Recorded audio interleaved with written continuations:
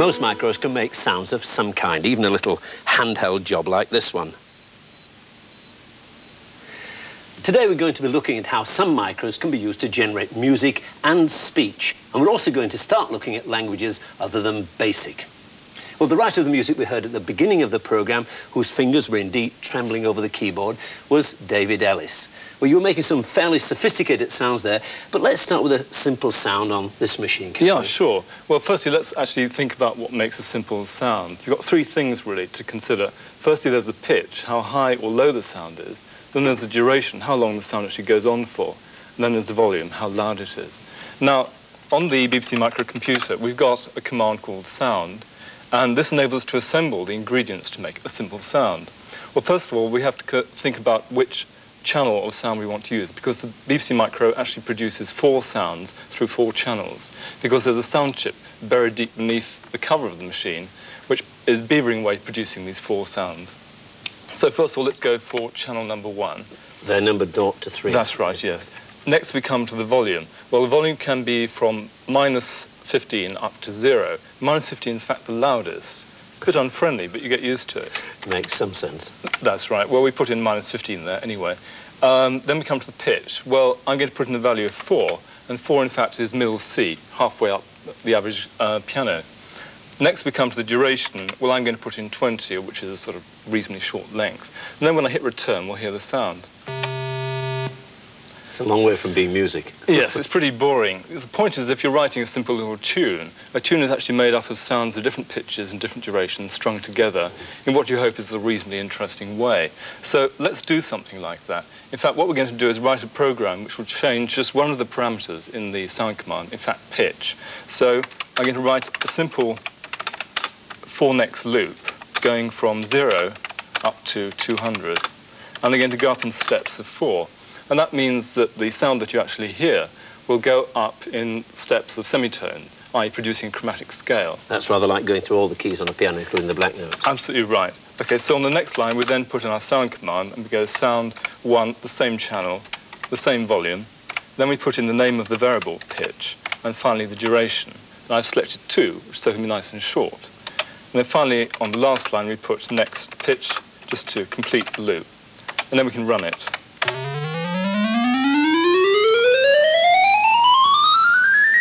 Well, it's more fun, but it doesn't sound much like a piano. No, well, the point is that all the sounds actually in that run are still starting and stopping, just like the original immediate sound command that I executed. And if we look at this bit of graphics, you can see how the pitch and the volume suddenly starts and then suddenly stops. And that's pretty boring, really. Yes. But in real life, you'd rarely get a note as simple as that. Oh, that's true, yes.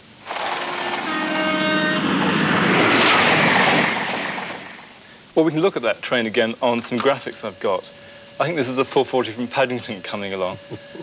And you can see that as the train comes near the man, the volume builds up to a peak. That's the bottom line. That's right. And then the pitch drops down to a lower level. So what we've really done here is we've taken our original sound and twisted it a bit. And we've actually given it a shape. We've gone from the rectangular shape of starting and stopping to something which is nice and smooth with a sort of bell shape to it. So the question is, how did we actually do that? Well, if you actually look in the program that we used to generate those graphics, we can see that there's this command called envelope here. And this is the second command in BBC Basic for making sounds. Now, it's a bit more complicated than the sound command because we've got 14 parameters that make it up. And those 14 parameters actually generate the shapes of the pitch and the volume of the particular sounds that we've been looking at. And we call those shapes envelopes. It looks a very complex command. It's a bit tricky to use because you've got to work out all those parameters. What you can do is use the utility program which works those numbers out for you, or at least you hope it will. Now, I've got another little program which I can demonstrate to you which actually turns the BBC microcomputer into a simple little synthesizer using sets of those envelope commands. And what I've done is I put onto the special function keys sets of these 14 envelope commands which will create different sorts of sounds. So, for instance, if I set in that number, I get that sort of sound. That sort of sound with another set of numbers. Just by changing the various 14 parameters? That's right, but we can also go through the parameters one by one and change them. And if, for instance, we increment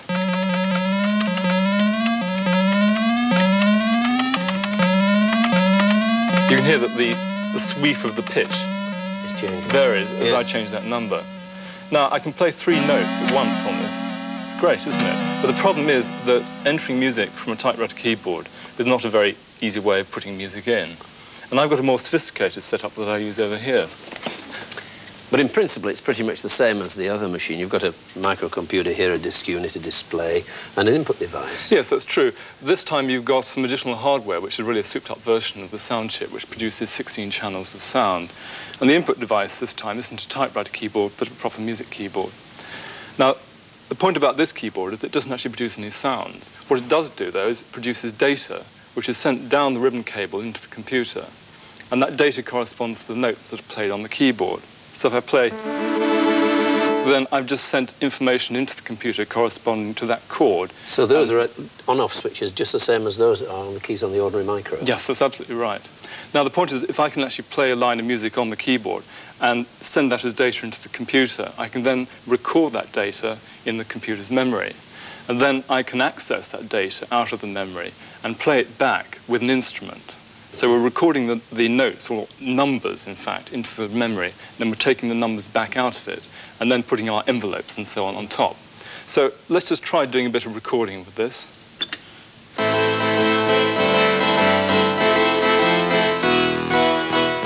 Okay, so I recorded a line in. That's been allocated to a particular part of the computer's memory. And I can now put another line in on top of that.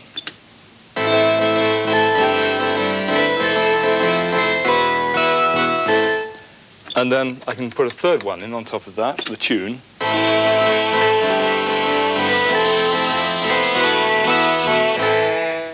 And then finally we can play that back to make sure we're happy with it.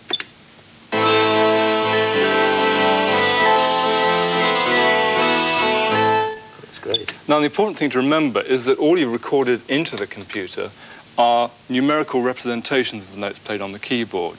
It's actually rather like having a word processor where you put the text into it, and then you say, OK, I want to print out that text with a different character set on the printer.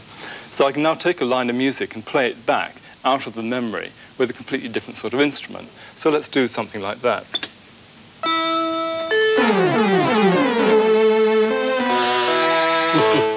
So you can see it's very flexible, really. But one of the problems is that not everybody can play a musical keyboard. And if you're having an off day, or if the music's very difficult or it's very fast, you might have a few problems. So what we really want is an alternative means of actually inputting the musical data in the first place. And one way of doing it is using numbers, the sort of things we were doing with the sound command. And I've got here an additional bit of hardware and some software, which enables us to do things along these lines. In fact, what we've got is a box that produces 8 channels of sound rather than 4, and it also produces a further channel which contains 7 different percussion sounds. And it's being fed with data along this ribbon cable from the same computer. So let's build ourselves a simple little drum pattern. Well, here we see on the screen that for the pattern we've got 16 steps, and these steps represent the drum beats that we can put into a drum pattern. Then along the top, we've got the actual drum sounds themselves. And as I build up a drum pattern, you'll be able to hear what they sound like. Now, where I actually want a drum sound to occur, I put an X. And I hope I get the X in the right place. Now, I just put in the bass drum. I'm now going to put in some snare. OK, so it's gradually getting there. Now I'm going to put in some closed hi-hat on alternate beats. And next, I'm going to put in some cymbals here. And finally, I'm going to put in an extravagant tom-tom roll. OK, now we can listen to it. The point is you can take one pattern and then chain it to another pattern and so on, and build up an ever-changing drum bass for your piece of music, which is great fun, really. Well, the other thing you can do also is to actually put in your notes in the form of numbers. So let's put in a piece of music that I've already put the numbers and also the percussion track in, so we'll get both the pitch parts and the percussion out of.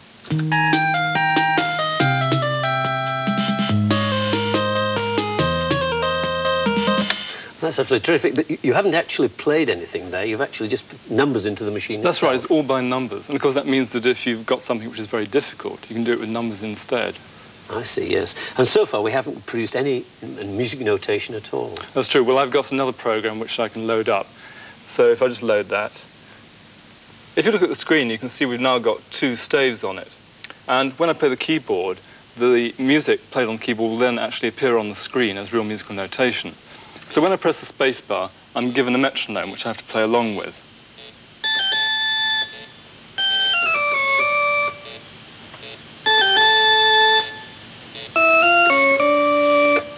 Well, I don't know what Bach would have thought of that. Not a lot. But once I put the notes into the computer, I can then print those notes out as hard copy on a printer. And if you made a mistake when you were playing it in, would you have to replay it before you could correct it? No, you wouldn't. You could just tell the computer to go to the part of the notes that you've entered where you made the mistake, and then you can edit it using part of the program called the music editor.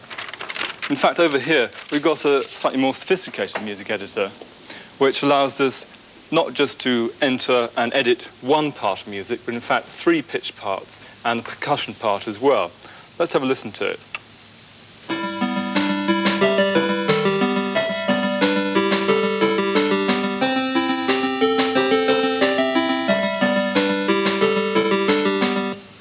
I think you really are trying to catch me out. There's something wrong with that first bar. Dead right, actually.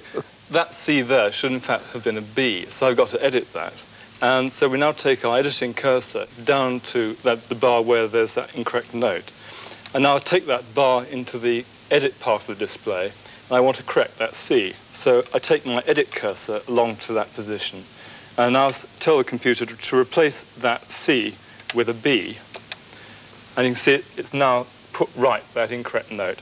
And now I can return the corrected bar into the original piece of music. And we've now got a B rather than C, and it's all okay.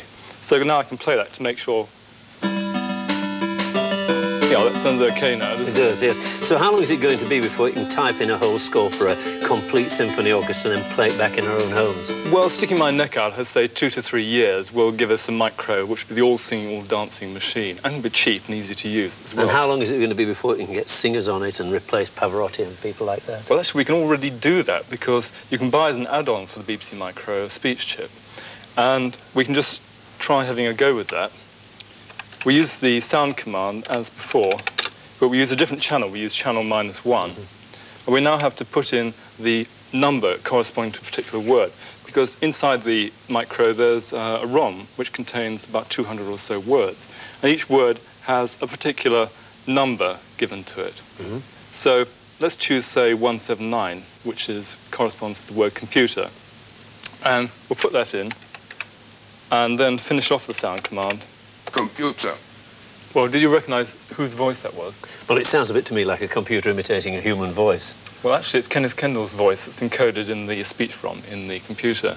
Well, 200 words doesn't seem to be a very big vocabulary to me. No, it isn't. What you do to get around that, actually, is to use bits of other words. And so we can take any of the words on this list and then chop and change bits of them and then string them together to create different words. And can you make up whole sentences? Oh, yes, you can.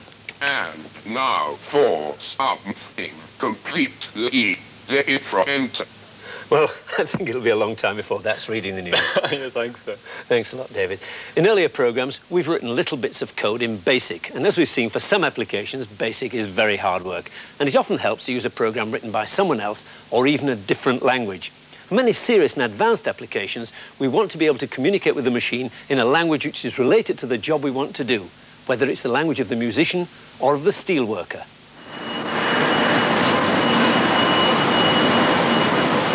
At the Scunthorpe Rod Mill, the rolling of steel is a continuous 24-hour process. Red-hot steel billets are rolled out into rods, then looped and coiled, ready to be made into anything from barbed wire fencing to supermarket trolleys. The mill is computer-controlled, but with the rod moving at about 20 miles an hour, it still needs men to try to prevent the steel jumping out of its guide and causing what's known in the trade as a cobble. However, things do go wrong, and this causes particular problems at night when an engineer might not always be on hand to sort things out quickly. So they've installed an ordinary commercial micro to help diagnose faults. It's using what's called an expert system, which can be used by any inexperienced operator. The program contains a set of rules defined by an expert, in this case the steel mill computer engineer. In the middle of the night, when he's not there, the operator can call upon this system, which communicates with him in the language of the steelworks. The program asks him questions about the state of various pieces of equipment at the time when the fault occurred. And depending on the answers, it follows a particular line of investigation until the probable faults are identified. In other words, the program applies the expert's knowledge and his rules to help narrow down the reasons for the breakdown. In this case, a scanner head fault. Well, that program wasn't written in BASIC because there's a better language, a better tool, if you like, for that type of application. You can use another language in the machine by loading it from disk or cassette, or maybe using a special ROM. For example, a language called microtext was used to write this program. Its main advantage is that it makes designing the screen format extremely easy. The expert in this case was a doctor, and it's a health diagnosis program which questions you about your lifestyle and, according to the answers you give, gives an opinion on your general health. Well, I've already put in some information about my age, my sex, my height, and my weight, and one or two other questions, and I've got to finish it off. Do you smoke? No. Can you eat more or less what you like without after effects? Yes. Do you take drugs? No. And that's about it. So we see what my general health is. At the moment, your general health is probably quite good, but your answers indicate that your health could benefit from a few simple changes in your lifestyle. Your answer suggests that you may be overweight. Carrying too much weight is not only unattractive, but can also increase your susceptibility to some types of disease, notably heart and circulation problems. Well, of course, the opinion it gives is only as good as the person who sets the questions, the expert, and it's quite clear to me that in this case, he got it a bit wrong. Well, this program behaves in a totally predictable way. It's not learning as it goes along, and perhaps the most exciting area for the future of computing lies with programs that are able to learn, and we've got one here. This is a program called Animals, which is a type of 20 questions game. The computer is a set of questions and possible animals stored in its memory, represented by this tree of possible routes. At the moment, we're at the base of the tree at this point here, and we've got the first question, is it a mammal? And depending on the answers, it will go up one or the other of the branches on this. Well, in this case, I've chosen zebra. Is it a mammal? Yes. Does it have stripes? Yes. And it's going up the yes branch. Is it a carnivore? No, it goes up the other branch. And it's come to the end of the tree, or the top of the tree. Is the animal a zebra? Yes. Well, it got it. But the most interesting part of this is when it gets up to the top of the tree and it hasn't got the answer that you've predicted. So I'm going to play it once more, and this time I'm going to choose a robin. Is it a mammal? No, and it goes up the other branch. Is it a bird? Yes. Does it fly? Yes. And it's gone right to the end, or the top of the tree there. Is the animal a duck? And it's only got one flying bird, and it's not a duck. No. Well, it gives up. What is your animal? Well, my animal I've chosen is a robin, so I'll type it in. Robin. Give me a new question. Well, a fairly simple question. Does it swim? What would the correct answer be for a robin? Well, at this point, we're right up at the top of the tree at this point here. And what we're going to do is to replace this end point with a new question. And the question is, does it swim? And as I hit that, two new branches come up, one of which will be robin, and the other one will be the duck. So I can try it again. Do we want to play again? Yes. Is it a mammal? No. Is it a bird? Yes. Does it fly? Yes. Does it swim? And we're right at that point there. No. And there it is. Is the animal a robin? Yes. I got it. Want to play again. Well, of course, this program's very limited because it can only go further and further into the tree. It can't use two answers to infer a third, for example. For that, it would be better to use a more sophisticated artificial intelligence language. But it's not only possible to teach the computer new facts, but also a complete sequence of tasks. Our researcher, Catherine Robbins, has been using an artificial intelligence language to talk to a robot. Base. No. This robot arm is being controlled by a high-level language which recognizes spoken instructions corresponding to the various parts of the arm. Its wrist, its shoulder, its elbow, and so on. Elbow. Hand. Before I can actually get the arm to move by using these instructions, I've got to teach the computer to recognize the pattern of my voice for each of the keywords which I'm going to use. Wrist. Well, now that the machine has learnt to recognize the sound of my voice, I'm going to train the arm to pick up a beaker. The instructions I give the machine will be stored as a single routine. Shoulder. Yes. I can use each instruction to make the arm move a precise amount in any direction I want. Elbow. Yes. Eventually, I finish giving it all the commands necessary to make it complete a routine. In this case, that's reaching over, bending down, and picking up the beaker. Quit. Yes. Once the routine is completed, the arm is then reset. Well, having taught the machine a routine, I can now call up the sequence whenever I like. In this particular sequence, we've called beaker for the sake of argument. So we'll see whether it works. Beaker. And away it goes and starts to work.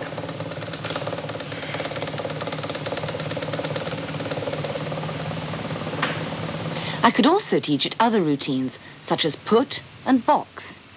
Then it would only be a step away from understanding a complete sentence. Put beaker in box. Well, that's a very nervous-looking robot. Next week, we'll be getting our own robot, the BBC Buggy, to appear to do intelligent things.